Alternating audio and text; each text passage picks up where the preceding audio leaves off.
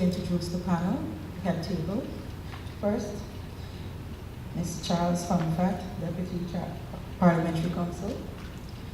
His Excellency Pierre Duro, High Commissioner to Canada, to Guyana and Suriname. The Honorable Attorney General and Minister of Legal Affairs, Mr. Basil Williams. Mrs. Cecile Durjan, Chief Parliamentary Counsel. Mrs. Ananda Durjan, Legislation Drafting Consultant. And Ms. Renetta Sargent, Parliamentary Counsel. I am Nicole Prince, your facilitator.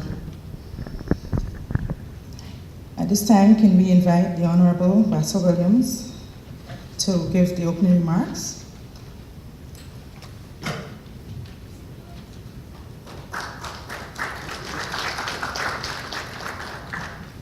Thank you, Madam Facilitator, who is also the Registrar acting of the Commercial Registry.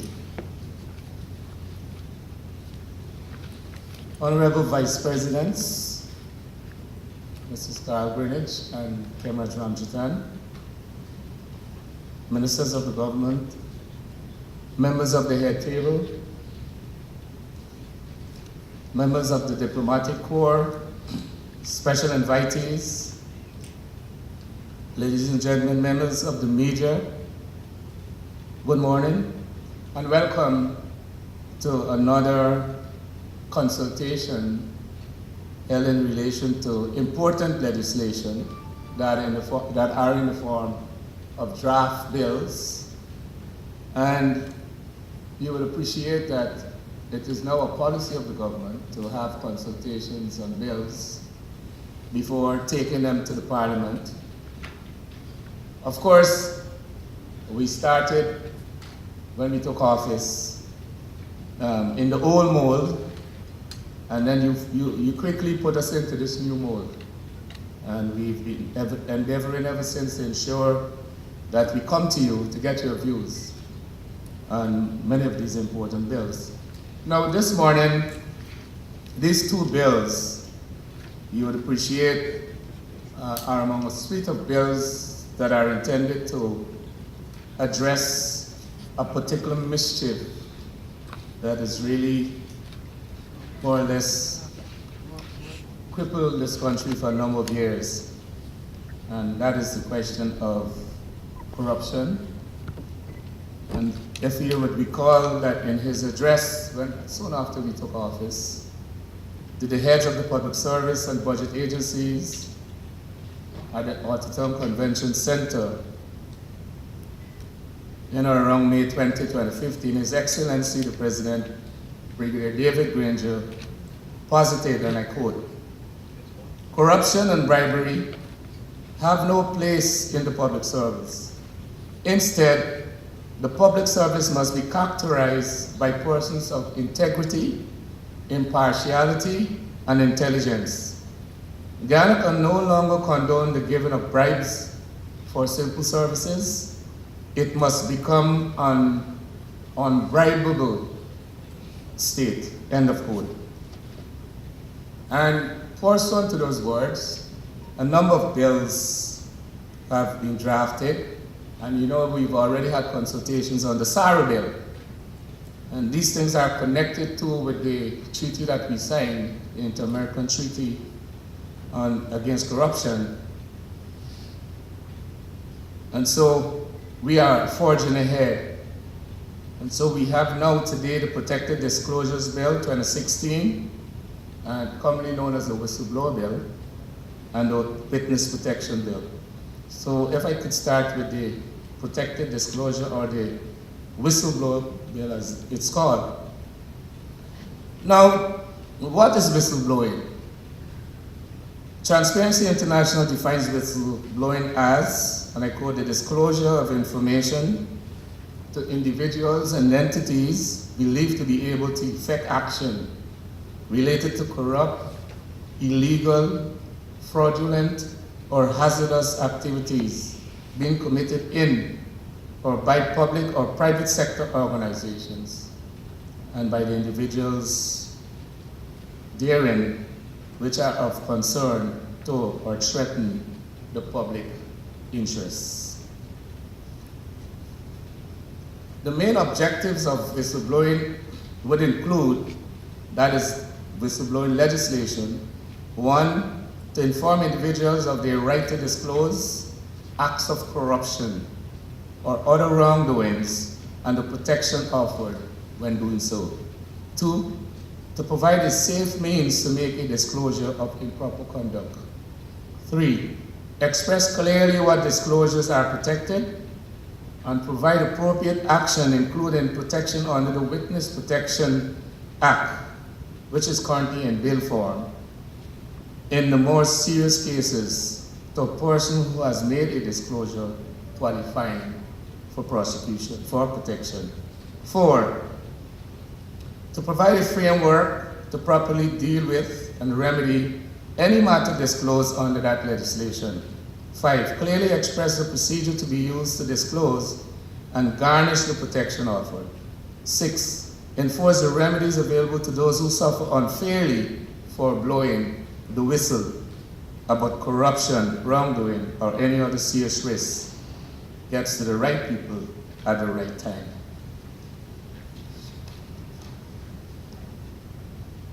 The introduction of this bill must mark another sign towards the full compliance with the Inter-American Convention Against Corruption, 1996, to which Ghana is a signatory and has ratified.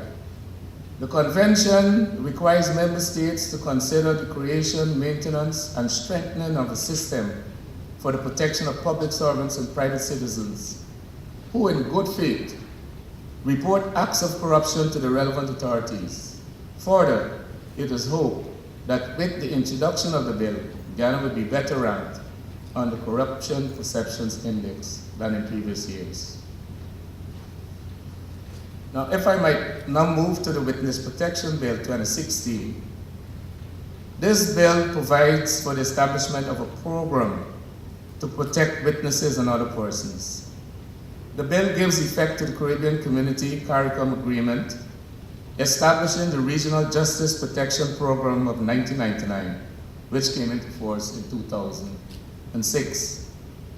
In the investigation and prosecution of crime, particularly the more serious and complex forms of organized crime, it is essential that witnesses, the cornerstones for successful investigation and prosecution, have trust in the criminal justice systems.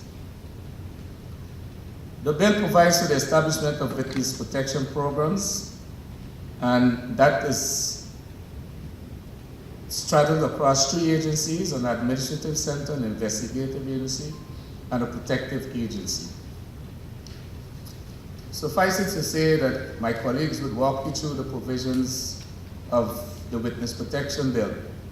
But it is a very important bill because, as you know, currently, the numerous audits, forensic audits that we've had, and the clamor for prosecution really doesn't address the fact that you can't have any prosecutions unless you have witnesses. And in order to have witnesses, you must guarantee their protection. And that's what this government is bent on doing. And so today, I enjoin you to contribute fully with any proposals, interventions, comments, or changes that you might wish to see in the legislation, in these bits of legislation this morning. And so I wish that the deliberations today are fruitful, and I therefore welcome you to these consultations. Thank you very much.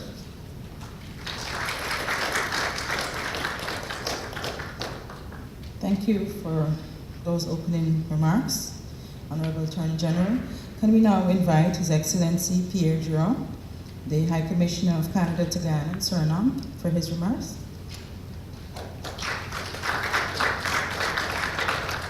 Thank you. Honorable Vice Presidents, Village General Rajatan, Mr. Attorney General, and Minister of members of the table, members of government, participants. Well, first of all, I would like to introduce myself by saying I'm not a lawyer. I was trained as an economist, so you'll see my remarks as remarks of a hopefully enlightened amateur rather than a professional of the profession.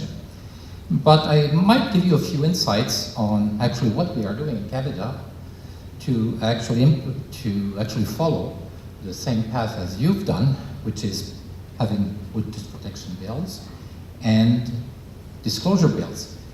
Let's start by the most simple one, which is the public protection bills, the witness protection bills. Well, this is an old process in Canada, started in 1996, but it was amended in 2009 and 2015. Essentially, the witness protection bill is structured around the way we actually structure the management of justice in Canada. So we have a public safety minister who is actually in charge not only of borders, internal security in terms of intelligence, also in charge of the Canadian Royal Mounted Police, which is the federal police force. It's important also to know that Canada is a federation, so it means we also have provincial police systems.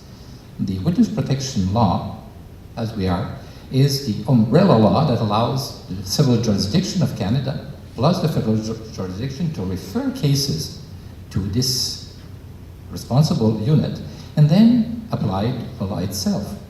In our system, the law is applied by the Commissioner of the Royal Canadian Mounted Police, which means when there is one jurisdiction in Canada, either federal or provincial, who would like a witness to be protected, it is referred to the Commissioner of Police or Commissioner of Royal Canadian Mounted Police, who then will study and analyze the case and provide protection. We also receive international cases, which means that we also can receive requests from international jurisdiction to apply the witness protection. The law itself is very vague. Why is it? Because the context evolves continuously. It simply gives the commissioner the power to actually act to protect. The act to protect gives a very large spectrum of possible protections, from protections that goes from during the process of trial to a complete relocation and change of identity. The law has been functioning pretty well since 1996, but we've been forced to the circumstances to modify the law. The first comment I would make is that reality changes constantly.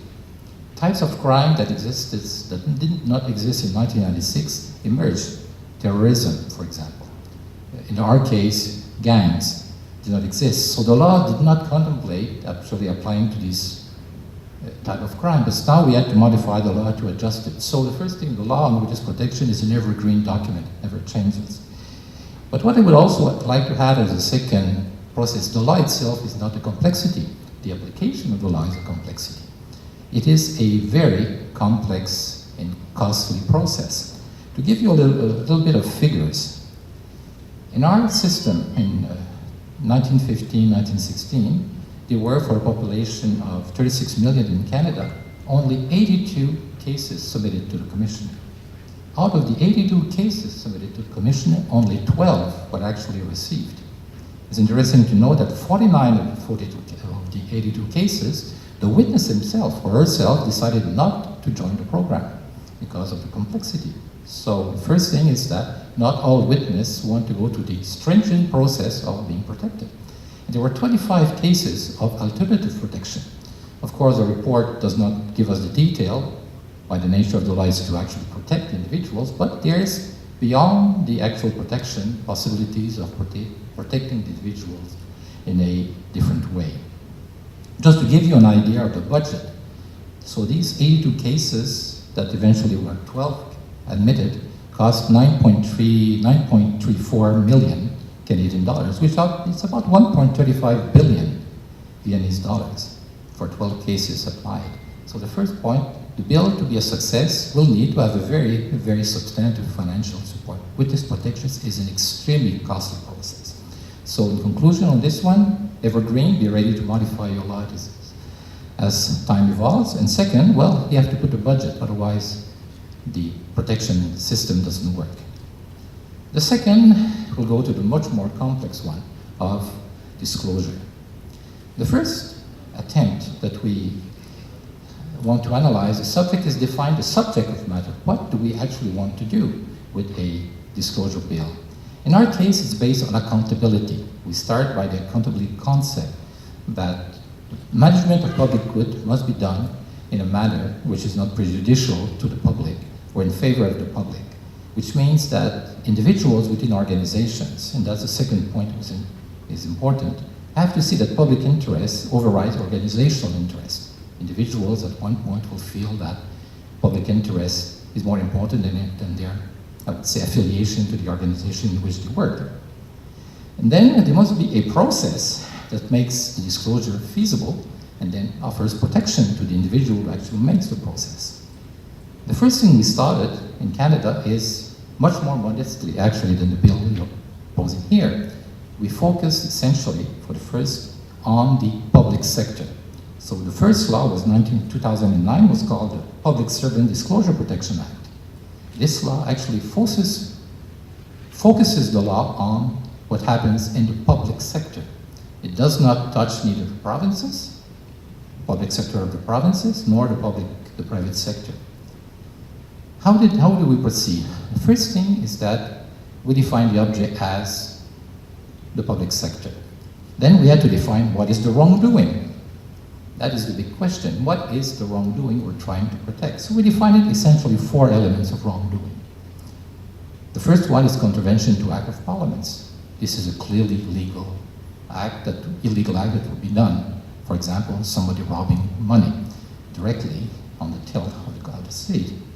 Then the second was misuse of public funds, which means probably suboptimal use of funds or use of funds for private purposes. You use a car, for example, for your own displacement rather than using the public car for public use. Then the third one is gross mismanagement. Then we have a much more complex definition. What is mismanagement? Is it a bad decision making by someone, or is it actually a willful bad decision made by someone? And the third one was, well, breach of code of conduct, which brings us to the application of the law. In order to help the civil servant define that there is a wrongdoing that she or he is observing, we had to actually define that first. So we, in the law, created a code of conduct and ethics, created by the Treasury Board of Canada, which actually manages the public service of Canada, and this applies to the whole of the public service. Then each individual's jurisdiction had to have their own code of conducts, which means you define what is ethical and unethical behavior. Because what we notice is that there are conditions in which there are illegal behaviors. Like I said, you come and you actually rob, but what is about behavior which is not ethical? Using your situation of power to actually have, for example, sexual advances to your employees. Other example, conflict of interest, disclosing information on contracts to your friends.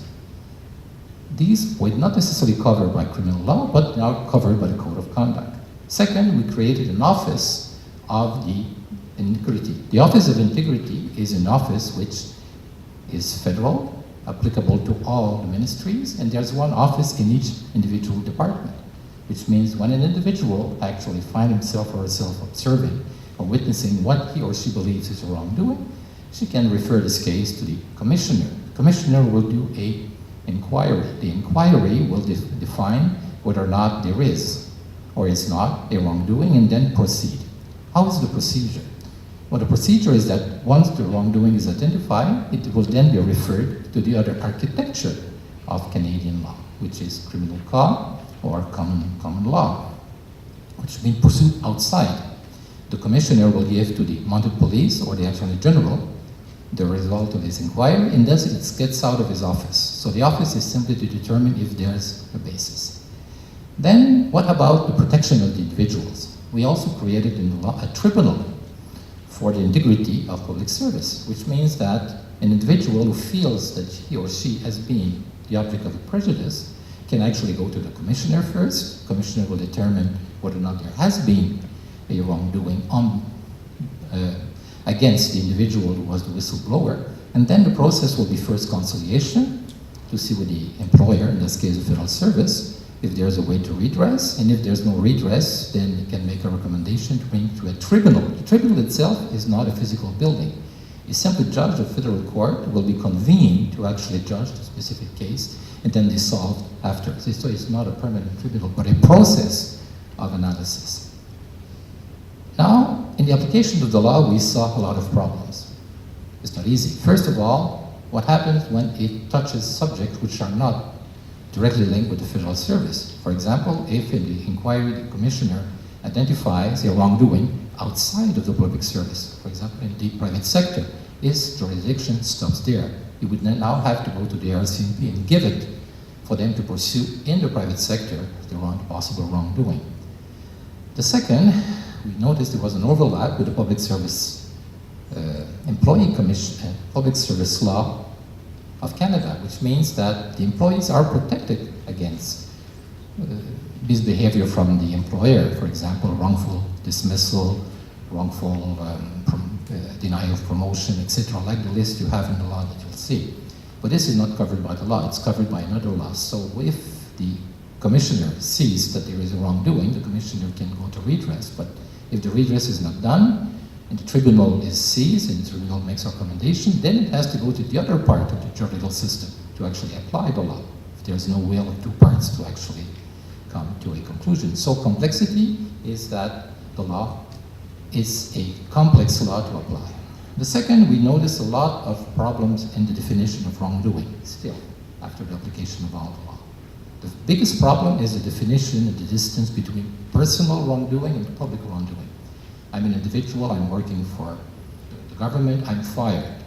So the reaction is, I'm fired unjustly, of course. Nobody admits that he's fired justly. And then you would say, well, you know, it's because I've been disclosing information, or I've been criticizing my boss, and so forth. And then it goes to a long process. But actually, it is not the application of the law. Most of the cases are dismissed by the commissioner. They are referred to the public service administration law. So the first one is distinguishing. And then there's the question of judgment. If there's a public decision which is simply bad or incompetence, is this the application of the law? There's a project being met, it's badly done, it doesn't meet the technical criteria. Is this a crime or is this incompetence? So the law has a lot of difficulties trying to define the margin of this. This is why, following, there's been the creation of a series of specialized law which are applicable to the specialized sector. So the whistleblowing law for example, the income tax law, which gives protection to individual whistleblowing inside the tax law. For example, if I see my boss or somebody that I know is not following the tax rules, I can denounce it, but it's not under this law, so there are special jurisdictions, same thing for protection environment and so forth. And then the provinces, each of the 10 provinces and 3 territories in Canada enacted special provincial law to deal with object. The only sector we have not touched, in which you are in your law trying to do, is the private sector one. Private sector law is still, if there's something which happens in the private sector, you work for a private company, you see a wrongdoing, you want to denounce it. Well, you have to denounce it through the legal system. There's no law that actually allows you a route to actually denounce in the private sector. Now, the two comments, just to terminate rapidly my remarks, is that the law you're presenting is quite interesting. It's very ambitious because it actually broadens the scope beyond the public service, tries to touch the public sector. Rather than having a commission, you will have a commission composed of representatives of civil society and institution. That will be interesting now to function this. The way we actually name our office commissioner is that Governor and Council, which means the cabinet, proposes a name to the parties composing the Parliament of Canada. It's discussed in the House if there's any comment, and then there's an agreement, and then the person is named by the government. So there is a consensual process that actually names the commissioner. But our society is certainly, I would say, probably less dynamic in terms of interparliamentary exchange that I've seen here since I've arrived. So it will say good luck to actually find the members of the commission that are agreeable for all of one. This will be a big challenge for all of you. Now, thank you very much. I could go on and on. Of course, being an ambassador, I can talk for hours and hours on subject matters, but the time is limited. So thank you for listening, and good luck for your debate.